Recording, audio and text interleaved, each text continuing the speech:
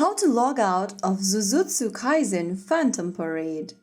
Hi everyone! If you are looking to log out of Jujutsu Kaisen Phantom Parade game, then it's pretty simple once you know where to look. First things first, launch open your Jujutsu Kaisen Phantom Parade game on your device and make sure that you're inside the main lobby screen. It'll take a while to load to your lobby screen, so wait for it to appear. Once you're inside the lobby page, go ahead and tap on the menu button at the bottom right corner.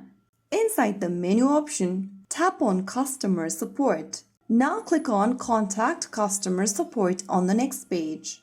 In the pop-up, click on Logout at the bottom. Once you tap on Logout, you'll be signed out of your Jujutsu Kaisen Phantom Parade game. So that's it. That is how you easily do it. Soon after you do that, you'll be logged out immediately.